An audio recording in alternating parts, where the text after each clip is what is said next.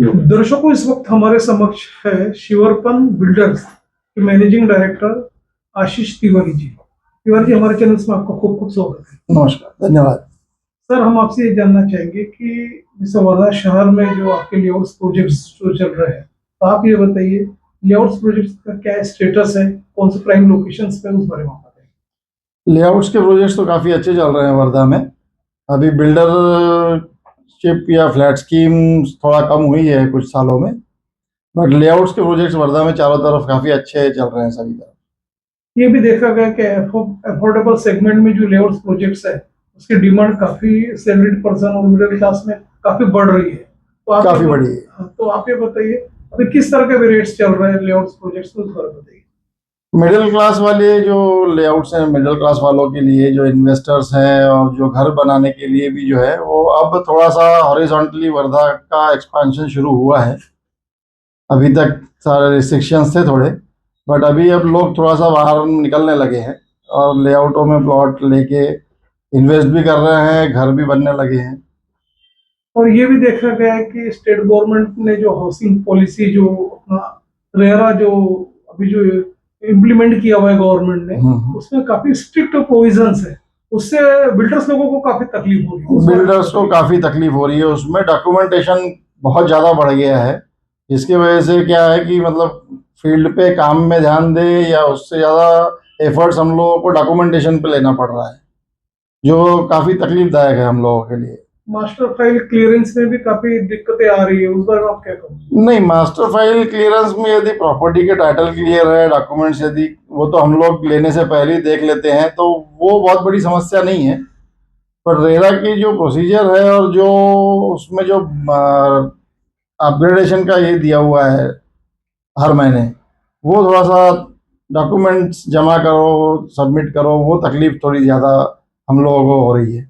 अभी फरवरी मार्च में भी वैसे भी बजट आने वाला है, और ये भी देखा गया कि जो बिल्डर्स है, बायर्स है, इन्वेस्टर्स है, उनके दिमाग में फियर फैक्टर बढ़ रहा है कि रेडी रेकनर रेट्स भी गवर्नमेंट बढ़ाने जा रही है। उस बारे में आप क्या कहोगे? रेडी रेकनर के रेट्स नहीं बढ़ाए जाने चाहिए, क्योंकि वैसे पिछले 3-4 साल से नहीं बढ़ाए गए हैं, क्योंकि ऑलरेडी रेट्स बहुत ज़्यादा थे। जो एक्चुअल रेट्स है उससे कुछ कुछ इलाके में जहाँ रेट कम, मतलब एक्चुअल रेट ज़्यादा हो गए हैं, बट रेडी रेकनर के रेट कम है। बट यदि सभी जगह के बढ़ा दिए जाएंगे तो दिक्कत हो जाएगी। रियल एस्टेट मार्केट में जो आज ग्रोथ जो चल रहा है, उसको देखते हुए कई बिल्डर्स को ये भी डिमांड है कि जो अभी स्टैम्प ड्यूटी जो एट प्रेजेंट में जो है, उसको थोड़ा कम करना चाहिए ताकि बिजनेस और फ्लोरिश हो। कम यदि नहीं भी किए तो जो है उसी को रखना उचित रहेगा मेरे ख्याल से, क्योंकि आप रेडी रेकनर सिर्फ स्टैम्प ड्यूटी तक सीमित नहीं रहा। रेडी रेकनर अब इनकम टैक्स से भी रिलेटेड हो गया है, तो उससे रिलेटेड जो डेवलपमेंट की हम लोगों को चालान्स वगैरह भरना है, वो सारी चीज़ें भी उसी से रिलेट है।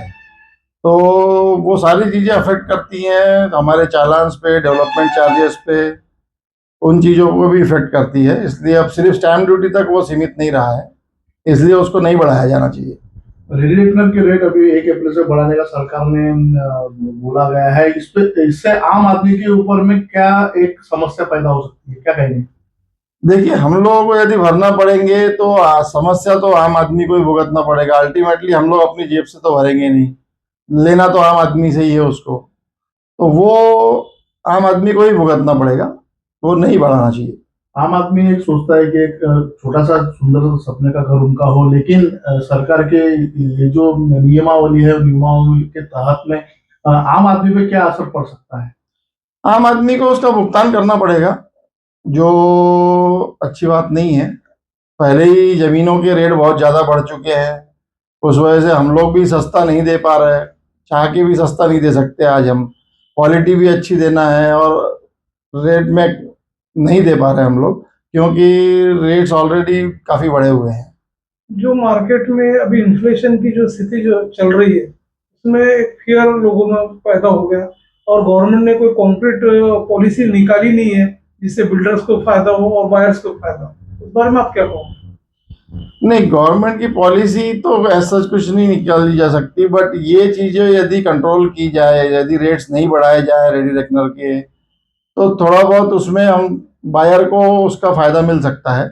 यदि ये रेट बढ़ा दिए जाएंगे तो बायर को चीज़ महंगी पड़ जाएगी, हम लोगों को टैक्सेशन में, डेवलपमेंट चार्जेस में और सारे प्रोसेसिंग में हमारे एक्सपेंसेस बढ़ जाएंगे, तो नेचुरली वो चीज़ और महंगी हो जाएगी। ये भी देखा गया है कि जो प्रधानमंत्री आवास योजना जो है उसमें जो बिल्डर्स लोगों को सरकार ने बोला कि तुम उसमें आगे बढ़ो और जो भी एक्सपेंसेस है वो हम हमारे हिसाब से पे करेंगे, तो उस बारे में बिल्डर्स लोगों में भी एक डाउटफुल है, सस्पेंशन है कि जाना है कि नहीं करना, तो उस बारे में आप क्या कहोगे?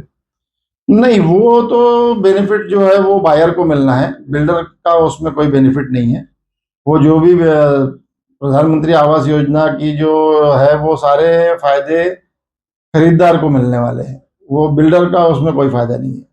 जैसे कि आपका काफी रेपुटेशन है पूरा मार्केट में लेआउट्स प्रोजेक्ट्स में, अफोर्डेबल सेगमेंट में, जी, तो आप ये बताइए आगे चल के आप रेसिडेंशियल प्रोजेक्ट्स है, कमर्शियल प्रोजेक्ट्स है, उसमें भी आपकी एंट्री होने जा रही है क्या?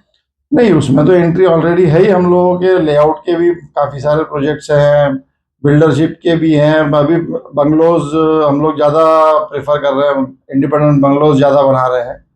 फ्लैट स्कीम्स में कुछ इश्यूज है हमारे यहाँ, जैसे 7/12 का इशू है सबसे बड़ा, जिससे कि हम लोग तो बेच पा रहे हैं बट बायर उसको रीसेल नहीं कर पा रहा। खैर, अभी उसका टेम्परेरी सॉल्यूशन निकाला गया है, इंडेक्स 2 पे रजिस्ट्री की परमिशन दी गई है, कलेक्टर साहब ने दिया है, बट 7/12 का कुछ ना कुछ परमानेंट सॉल्यूशन निकाला जाना चाहिए, क्योंकि 7/12 पे उस बायर का नाम नहीं चढ़ता, उस वजह से वो ओनर नहीं हो पाता।